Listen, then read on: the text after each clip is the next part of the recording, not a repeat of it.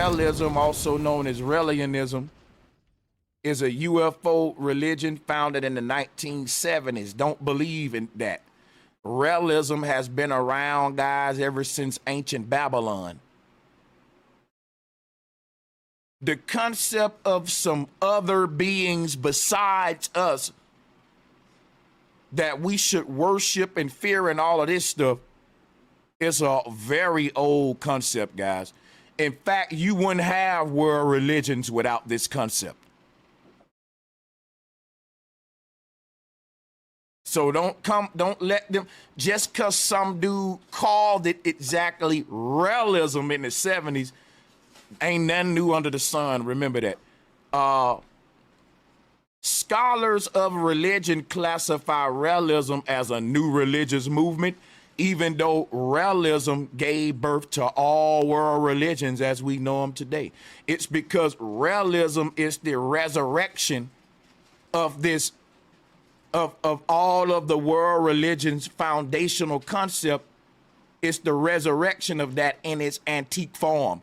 All of these world religions is realism with a new world order facelift on it that came up out of just a few hundred years ago. But realism, the concept of beings in the heavens interacting with humans and all, basically everything people say about the sky daddy concept and the prophets, that predates religion. That predates prophets having conversation with divine beings in the sky. Because see, when they give us religion, we don't know they're giving us a new form of realism. Then when realism comes back around in the 70s, they calling it new, because religion been around hundreds of years now. When religion don't realize its whole principles of believing in advanced divine beings in the heavens was based on realism to begin with. Realism teaches that an extraterrestrial species known as the what? Elohim created humanity using their advanced technology. Why is there a marriage here between biblical terminology and realism terminology, Relian terminology? Why? Because listen, the Bible teaches us that the Elohim created humanity. Why would people who believe in UFOs believe in the Elohim unless we're saying that the Elohim are this advanced race of extraterrestrials? See, there's no way of separating the idea of ufology from religion or realism from religion. Why? Because both of them start off by telling us an advanced species created us. Let us make man in our image. So now this gives us a source creator that's a race and not an entity. So how we say God created everything. But when you think about this, it ain't really so. It's saying that God created these advanced beings, and these advanced beings created everything. If you really want to be straight up about it, Christians and everybody, God did not create what we call man. The Elohim created man, and God created the Elohim.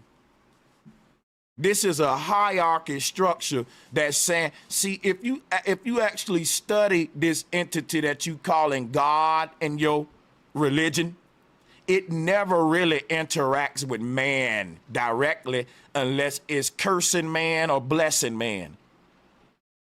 Whenever God got a message for man, he sends it through a prophet. Now you need to think about that for a minute. If God want to fuck man up, God will do it directly. God don't need no prophet for that. If God want to reward a man, he just send the blessing directly. But if God got a message for the world, he say, come here, all my prophets. Go tell them this. Don't y'all find that weird than a motherfucker?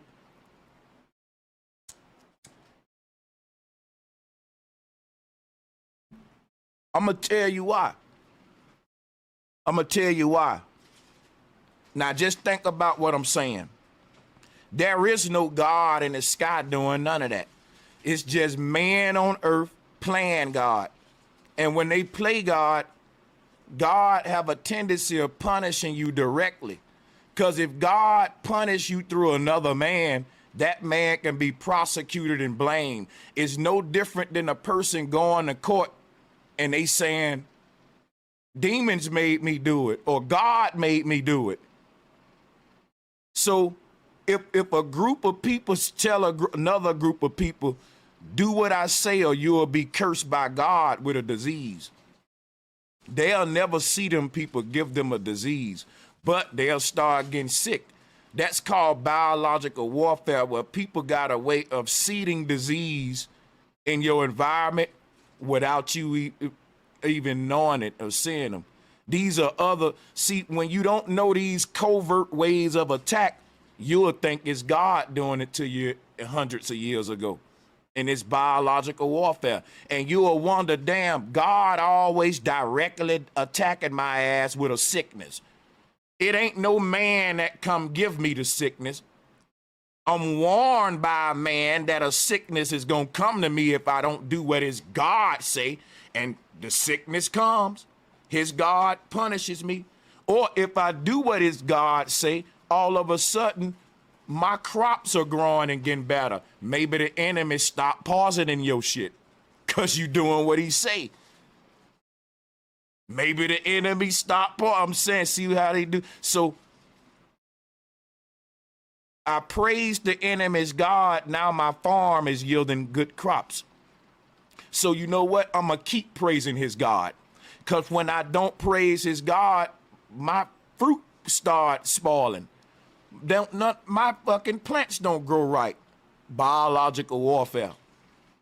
Check this out, right?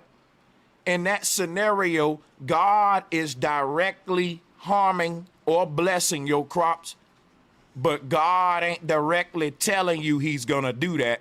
God getting a messenger to say, hey man, God said if you don't do this, your shit gonna be fucked up tomorrow. So God can never deliver his own message, but he can do the dirty work directly. You know why that don't make sense? Because the messenger is playing God and speaking for God while covertly attacking your ass in the name of God.